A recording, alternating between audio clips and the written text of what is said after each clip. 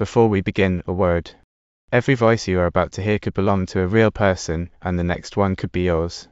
Claim a part and read it aloud at footnotesandfolly.click. Good evening, and welcome back to Footnotes and Folly. I am Professor Reginald St. John Pemberton, and this is the fifth part of John Lord's Ancient States and Empires, his sweeping schoolmaster's survey of the whole ancient world, given here in plain modern English from Lord's own public domain text. The plain rendering and the asides are mine. Last time we watched the great river empires swallow one another, Nineveh, Babylon, and Persia, until a Persian shepherd king let the captives of Judah go home. Tonight, before we cross over at last into Greece, we pause among the nations these giants brushed against. We begin in Asia Minor, that bridge of peninsulas between the continents, the flute-playing Phrygians, the Lydians rich in music and in gold, and their proverbial king Croesus of Sardis, whose name still stands for wealth.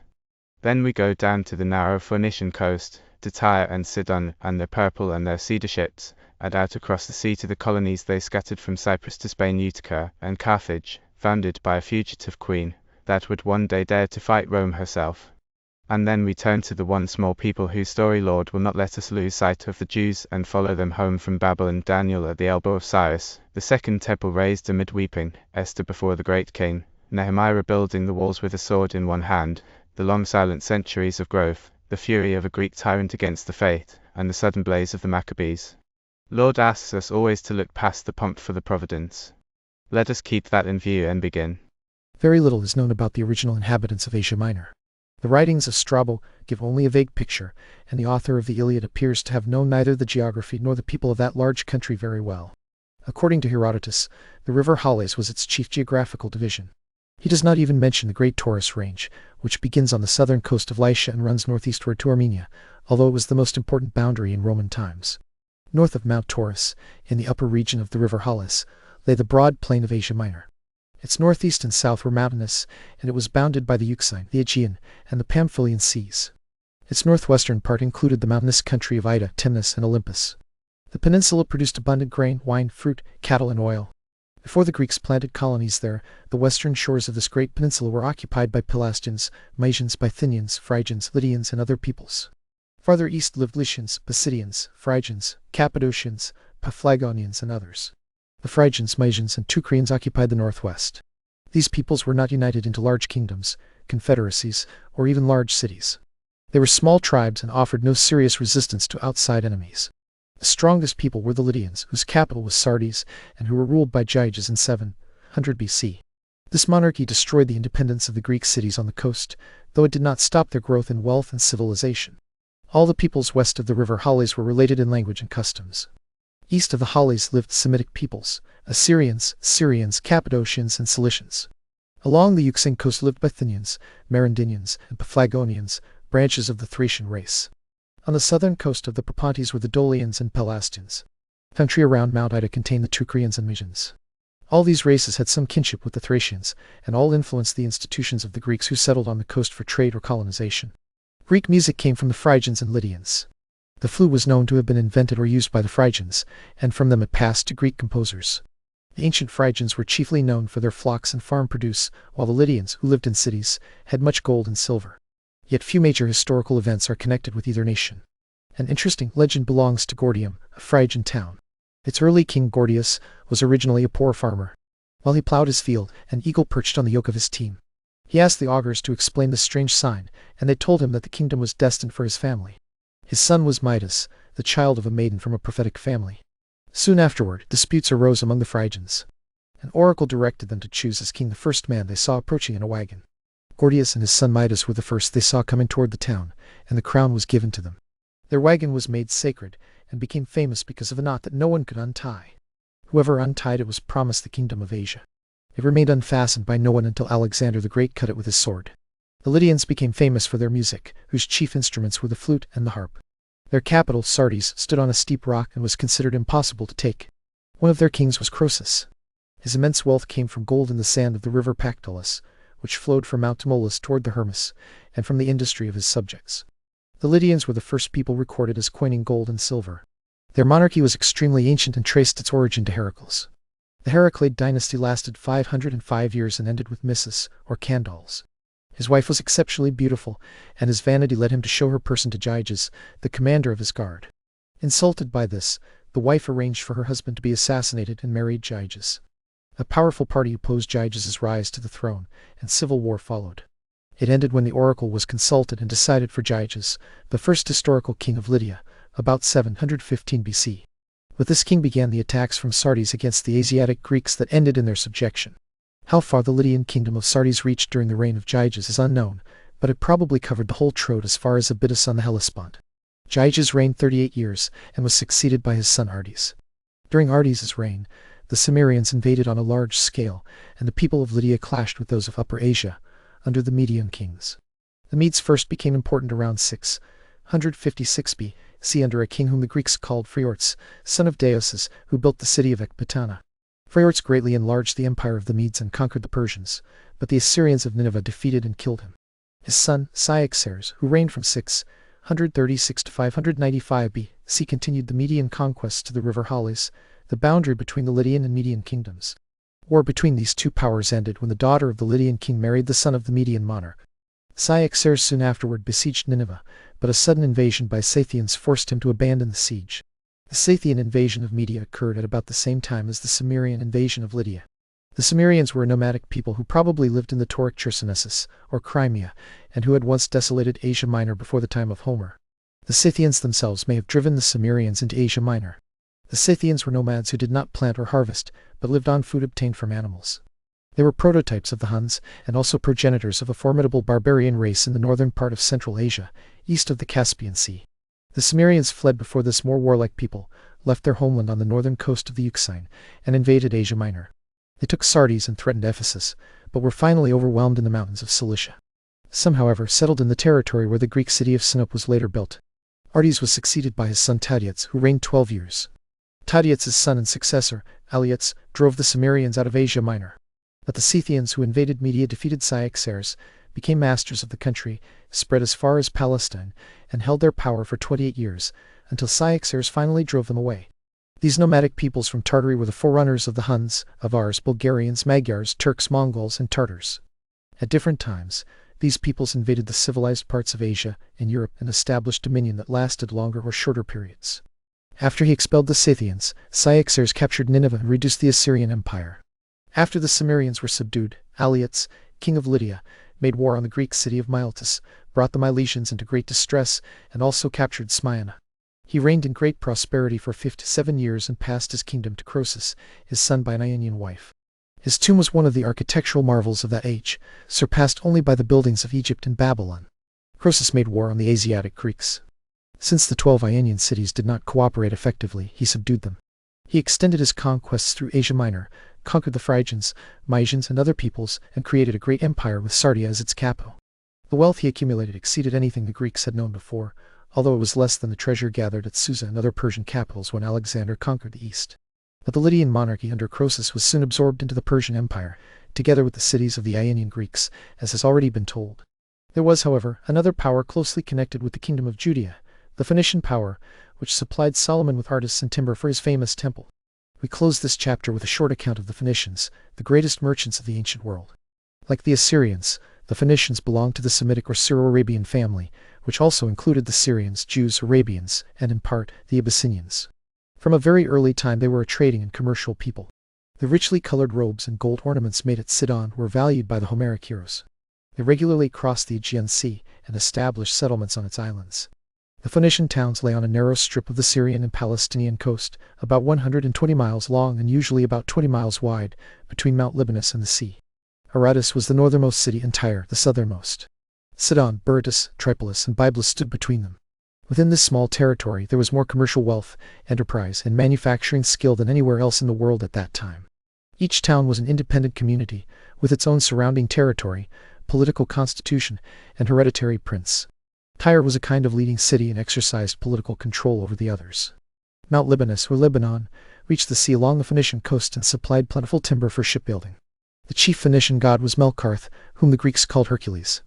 A magnificent temple was built for him at Tyre, perhaps as early as the founding of the city, 2,300 years before the time of Herodotus. By 700 BC, the Phoenicians seem to have reached the height of their power. They had colonies in Africa, Sicily, Sardinia, and Spain. Carthage, Utica, and Gades were all flourishing cities before the First Olympiad. In the time of Solomon, Phoenician trade reached through the Red Sea and along the coast of Arabia. At a very early date they supplied the Egyptians, Assyrians, and Persians with the varied products of other lands. The oldest colonies were Utica and Carthage, built on what is now called the Gulf of Tunis. Cades, now Cadiz, was prosperous 1,000 years before the Christian era. The bold sailors of Tyre coasted beyond the Pillars of Hercules while never losing sight of land. The great abundance of precious metals in southern Spain drew merchants to that distant country. But Carthage was by far the most important center of Tyrian trade, and became the ruler of many dependent cities. When Psammetichus eased the strict exclusion of ships from the mouth of the Nile, trade was greatly encouraged, and Phoenician as well as Ionian merchants began visiting Egypt. Yet the Phoenicians guarded their profitable commerce against rivals. They hid their routes and exaggerated the dangers of the sea. Around 600 BC they had sailed all the way around Africa, setting out from the Red Sea, passing the Cape of Good Hope, reaching Gades, and then returning by way of the Nile. Necho's, king of Egypt, appears to have wanted a water route between the Red Sea and the Mediterranean. He began digging a canal between them, and while pursuing that plan, sent Phoenicians on an experimental voyage around Libya. They completed it in 3 years. The sailors landed each autumn and stayed long enough to sow corn and gather a crop for supplies. They reached Egypt through the Straits of Gibraltar and told a story that Herodotus repeated. While sailing around Libya, they had the sun on their right to the north. In sailing around Africa, they did not need to lose sight of land, and their ships carried ample stores. Still, the voyage was considered dangerous and unprofitable, and it was not attempted again. Besides their coastwise commerce, the Phoenicians carried on extensive trade in the interior of Asia. But we do not find among them great figures who seized the attention of their own age or later ages. Phoenician history is as lacking in political changes and great historical characters as the history of Carthage was before the Roman wars. Others may believe it, if they choose, but I cannot believe it. Between 700 and 530 B.C., Phoenician power declined greatly, and the Greek maritime cities rose in its place. Nebuchadnezzar reduced the Phoenician cities to the same kind of dependence to which the Ionian cities were reduced by Croesus and Cyrus. Opening the Nile to Greek commerce also helped bring about the decline of Phoenicia. Yet the Greeks owed this country the alphabet and the first standard of weights and measures. Carthage, founded by Dido in 819 B.C., had flourishing trade in the 6th century before Christ. At that time it also began its encroachments in Sicily, leading to wars with the Greek settlements that lasted 250 years. It is said to have contained 700,000 people at one time. Further discussion of this great city must wait until the Punic Wars waged by the Romans against this powerful state are considered. We have seen that Shalmaneser carried the 10 tribes into captivity in Assyria after the fall of Samaria in 721 BC. From that time, history loses sight of the 10 tribes as a distinct people. They were probably absorbed into the nations among whom they settled, although imagination has enjoyed tracing them into inaccessible regions where they wait for their final restoration. But no reliable facts support that conclusion.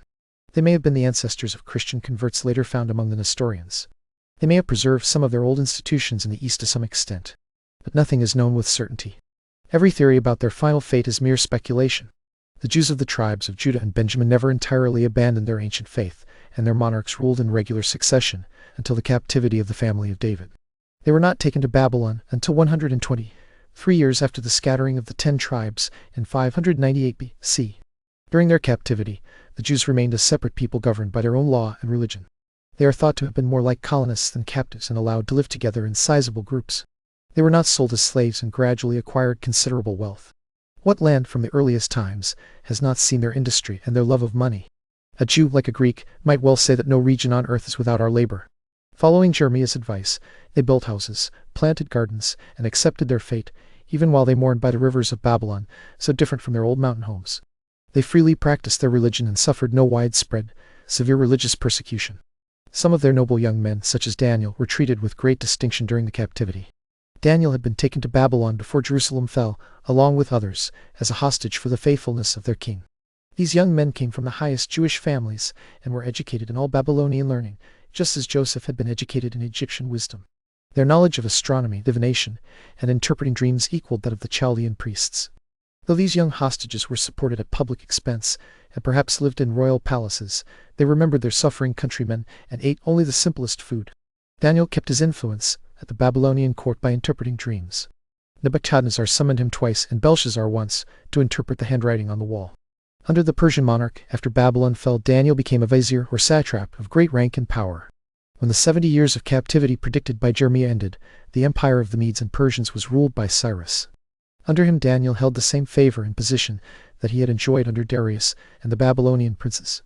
The miraculous rescue of this great man from the lion's den into which the plots of his enemies and the unchangeable law of the Medes had cast him, brought him renewed honor.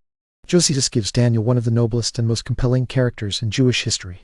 He also credits him with great skill in architecture and attributes to him the magnificent mausoleum at Ecbatana. But Daniel was not corrupted by all his honors. It was probably through his influence as Grand Vizier that the exiled Jews received from Cyrus the decree restoring them to their beloved land. The Jews who returned under Zerubbabel, a descendant of the kings of Judah, numbered 2,360 men. It was a large and joyful caravan, yet small compared with the Israelites who had left Egypt with Moses. When they reached their native land, great numbers of the common people who had remained there joined them. They brought back the sacred vessels of the temple, which Cyrus had generously restored. They arrived in the spring of BC 536 and at once began preparing to rebuild the temple. They could not do this under conditions like those that had allowed Solomon to gather the wealth of Western Asia, but faced severe discouragement and poverty. The temple was built on its old foundation, but it was not finished until the 6th year of Darius Hystaspes BC 515, and it lacked its former splendor. It was dedicated with great joy and ceremony. Yet the sacrifice of 100 bullocks, 200 rams, 400 lambs, and 12 goats was a sad contrast to the hecatombs that Solomon had offered. Nothing else important marked the history of the dependent, impoverished, and humiliated Jews who returned to their ancestral country during the reign of Darius Hystaspes.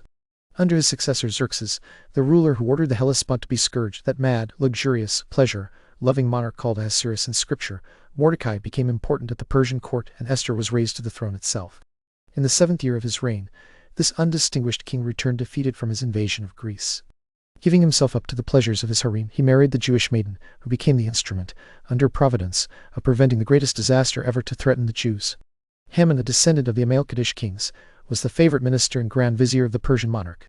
Angered by Mordecai, his rival for imperial favor and the cousin of the queen, he plotted the wholesale slaughter of the Jews wherever they could be found. He promised the king 10,000 talents of silver from the confiscation of Jewish property, money the king needed after his unsuccessful expedition into Greece. He thus obtained from Ahasuerus a decree for the general massacre of the Jewish nation throughout the provinces of the empire, including Judea. The Jews were filled with alarm and looked to Mordecai. His hope rested on Esther, the queen, who might soften the king's heart through her charm. She accepted the responsibility of saving her nation at the risk of her own life.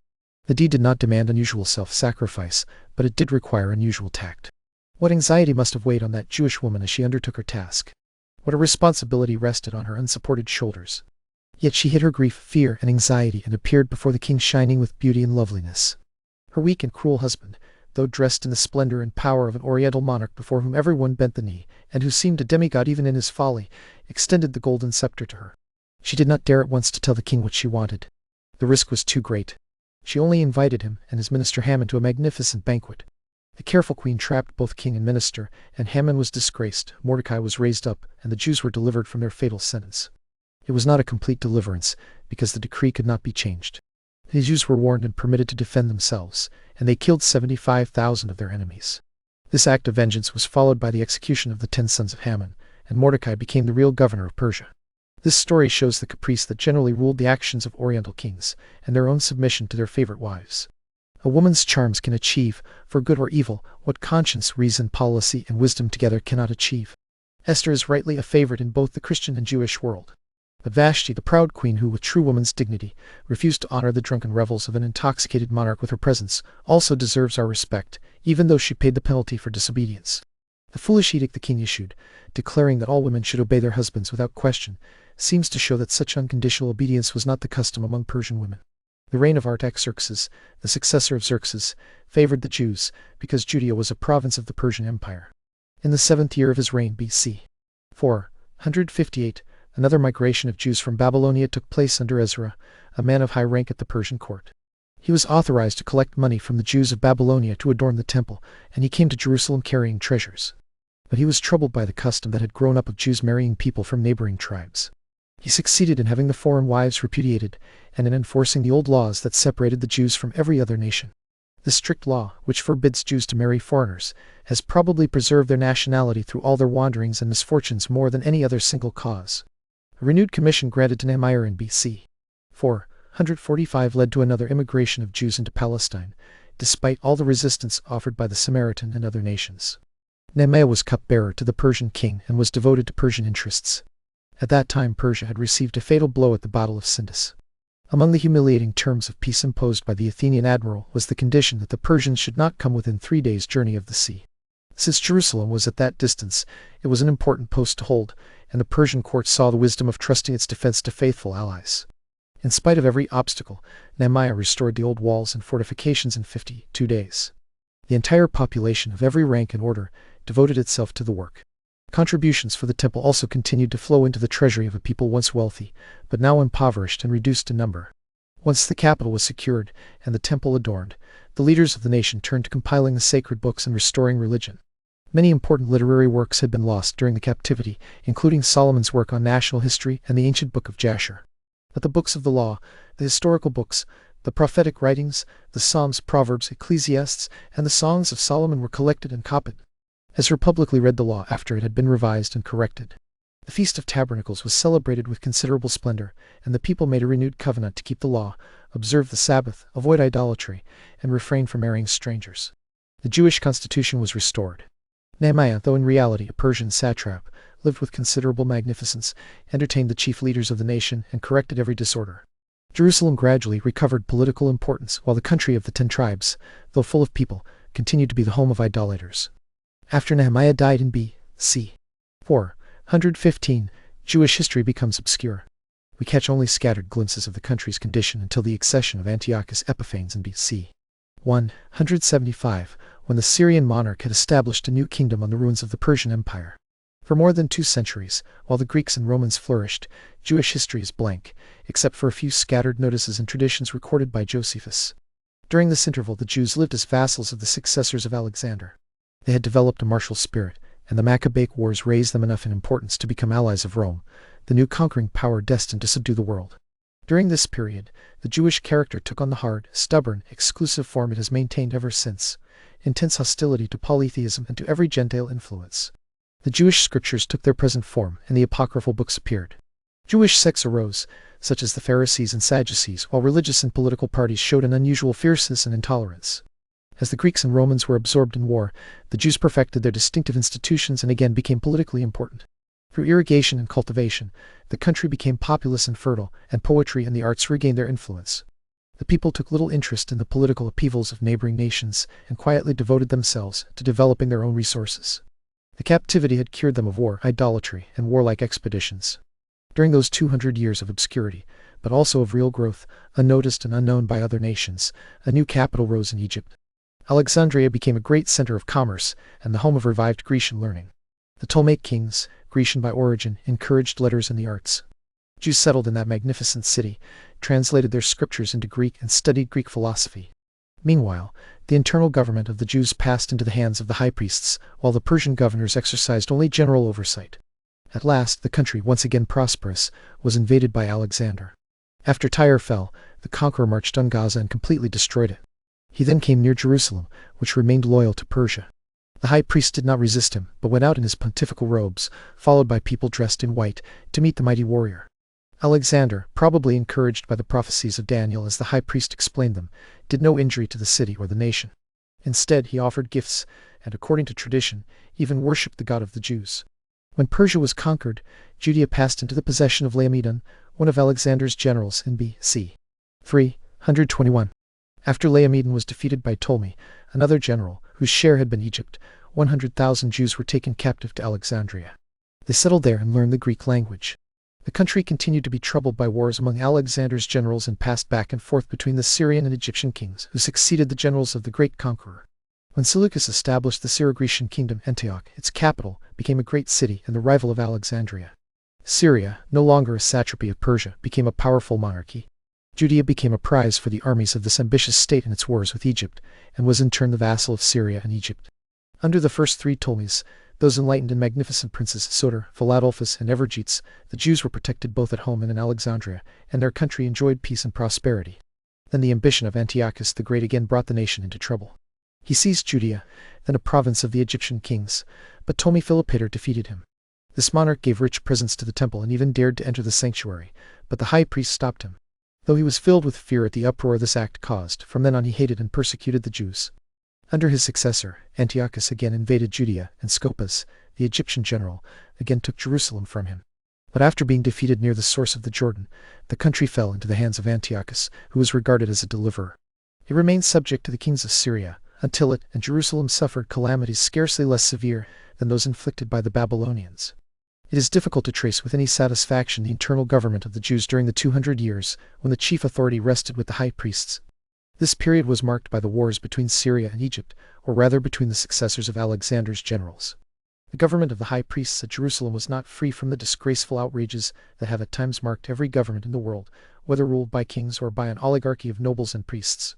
Nehemiah expelled from Jerusalem Manasseh, the son of Jehoiada, who succeeded Eliashib in the high priesthood because of his unlawful marriage to a stranger. Manasseh was invited to Samaria by the father of the woman he had married. There he became high priest of the temple on Mount Gerizim, and so made permanent the schism between the two nations. Before Alexander's conquests, while the country was under Persian rule, a high priest named John murdered his brother Jesus within the sanctuary itself. The Persian governor punished this crime by imposing a heavy fine on the whole nation. Joshua was high priest in Alexander's time, and through his dignity and tact won over the conqueror of Asia. Onias followed Joshua and ruled for 21 years. He was succeeded by Simon the Just, a pontiff whose administration Jewish tradition recalls with delight. Simon was followed by his uncles, Eleazar and Manasseh, and they by Onias Roman II, Simon's son. Because of his misconduct or laziness in failing to pay the customary tribute to the Egyptian king, Onias Roman II nearly brought fresh calamities upon the country. His nephew Joseph, however, prevented them by calming the Egyptian court and obtaining the former generalship of the revenues of Judea, Samaria, and Phoenicia, which he held until the time of Antiochus the Great. Onias Roman II was succeeded by his son Simon, during whose pontificate the Egyptian monarch was kept from entering the temple. Simon was followed by Onias Roman III, during whose rule a quarrel arose with the sons of Joseph, stained by murders. It required the intervention of the Syrian king, who then possessed Judea. Joshua, or Jason, obtained the pontificate through bribery, but allowed temple worship to fall into neglect and was even turned away from the Jewish faith by his intimacy with the Syrian court. His brother Onias outbid him for the high office. Onias was disgraced by savage passions and robbed the temple of its golden vessels. The angry people rose in a riot and killed his brother Lysimachus. Meanwhile Jason, the dispossessed high priest, regained his authority and shut up Onias, or Menelaus as he called himself, in a castle. Antiochus interpreted this as an insurrection and imposed a terrible punishment on Jerusalem. He slaughtered 40,000 people and seized as many more as slaves. He abolished the temple services, took all the sacred vessels, gathered spoil worth 1,800 talents, defiled the altar by sacrificing a sow, and suppressed every sign of Jewish independence. He planned the complete destruction of the Jewish religion, dismantled the capital, harassed the country people, and inflicted barbarities without precedent. The temple itself was dedicated to Jupiter Olympius, and the unwilling, miserable Jews were forced to take part in every rite of pagan worship, including the Bacchanalia, which mocked the virtue of the older Romans. The Jews were rescued from this degradation and slavery by a line of heroes raised up by God, the Ismenians, or Maccabees. The head of this heroic family was Mattathias, a man of priestly descent who lived in the town of Modon, overlooking the sea. He was an old man of wealth and influence who refused to abandon the faith of his fathers while most of the nation had returned to the paganism of the Greeks. With his own hand he killed an apostate Jew who was offering sacrifice to a pagan deity. He then killed the royal commissioner, Apelles, whom Antiochus had sent to enforce his edicts. This heroic old man, who resembled William Tell in mission and character, called together his countrymen who still held to the old faith. He fortified himself in the mountains and led a vigorous revolt against Syrian power, even fighting on the Sabbath day. The ranks of the rebels were gradually filled by those still zealous for the law and by patriots who desired independence. Mattathias prospered, making successful raids from his mountain strongholds, destroying heathen altars and punishing apostate Jews. Two sects joined his standard with special eagerness: the Zadokim, who observed the written law of Moses and from whom the later Sadducees descended, and the more zealous and austere Chassidim, who added the traditions of the elders to the law and from whom the Pharisees came. Old men are poorly suited to lead military expeditions that demand great fatigue and hardship. The aged Mattathias sank beneath the burden he had borne so nobly and left his power to Judas, the bravest of his sons. This remarkable man, scarcely inferior to Joshua and David in military genius and heroic character, combined prudence and good judgment with personal bravery. When his followers had gained experience and courage through various daring exploits, he led them openly against his enemies. The first he met was Apollonius, governor of Samaria, whom he defeated and killed. Saron, deputy governor of Cilicia, tried to wipe away the disgrace suffered by the Syrian arms, but he too was defeated at the pass of Bitharon. At the urgent request of Philip, governor of Jerusalem, Antiochus then sent a strong army of 40,000 foot soldiers and 7,000 horsemen to subdue the rebels, under the command of Ptolemy Macron. Judas had 6,000 men to oppose them, but like his fathers in the early ages of Jewish history, he trusted in the God of Israel. In a sudden attack, he completely routed a large detachment of the main army under gorges and plundered their camp. He then defeated another force beyond the Jordan, and its general fled to Antioch disguised as a slave. Thus ended a triumphant campaign. The next year Lysias, the lieutenant general of Antiochus, invaded Judea with a large army of 65,000 men. Judas met him with 10,000 and won a brilliant and decisive victory. It led to the restoration of Jewish power in Jerusalem. Judas fortified the city and the temple, took the offensive, and recovered one after another the cities that had fallen under Syrian rule. Meanwhile, Antiochus, the bitterest enemy the Jews ever had, died miserably in Persia. He had been the most powerful of all the Syrian kings. When Antiochus Eupator came to the throne, Lysias again tried to subdue Judea. This time he advanced with 100,000 foot soldiers, 20,000 horsemen, and 32 elephants. But this great force was worn down in an unsuccessful attack on Jerusalem, constantly harassed by the soldiers of the Maccabees. A treaty of peace was made, granting the Jews complete freedom of worship and permission to be governed by their own laws. Demetrius, the lawful heir of Antiochus the Great, had been held at Rome as a hostage, and Antiochus Eupator had therefore usurped his throne. Escaping from Rome, Demetrius overcame his enemies and regained his kingdom. But he was even more hostile to the Jews than his predecessor. He succeeded in placing over the nation a high priest who favored his interests. His cruelties and crimes again drove the Jews into resistance. Judas won another decisive victory, and Nicanor, the Syrian general, was killed. Judas then adopted a policy with important consequences. He made an alliance with the Romans, who were then seeking to conquer the East.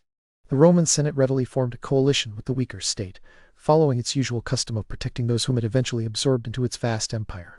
But scarcely had the treaty been confirmed when the brave Judas died in BC 161, leaving the defense of his country to his brothers. Jonathan, upon whom leadership now fell, found the forces under his control discouraged by the tyranny of Alcimus, the high priest whom the nation had accepted. Allied with Bacchates, the Syrian general, the high priest had matters entirely his own way until Jonathan came out of his retreat and again delivered his countrymen. Another peace was then made. Several years passed quietly, with Jonathan master of Judea. A revolution in Syria increased his power, and his brother Simon was made captain general of all the country from Tyre to Egypt. Jonathan was unfortunately taken during a siege, and leadership of the nation passed to Simon, the last of this heroic family. Simon ruled with great wisdom. He strengthened and consolidated his power, reinforced his alliance with Rome, repaired Jerusalem, and restored peace to the country. After he gave the Romans 1,000 pounds of gold, they decreed that he should be prince of Judea and placed him under the protection of his powerful ally. But peace with Syria was broken in Simon's old age because the kingdom was troubled by rival claimants to its throne. Simon and his oldest son, Judas, were treacherously murdered at a banquet in Jerusalem. His youngest son, John Hyrcanus, inherited the vigor of his family. He was declared high priest and tried to avenge the murder of his father and brother. Still, the Syrian army overran the country, and John Hyrcanus, shut up in Jerusalem, was brought to great extremity. Peace was finally made between him and Antiochus, the Syrian monarch, by which Judea submitted as a vassal to the king of Syria.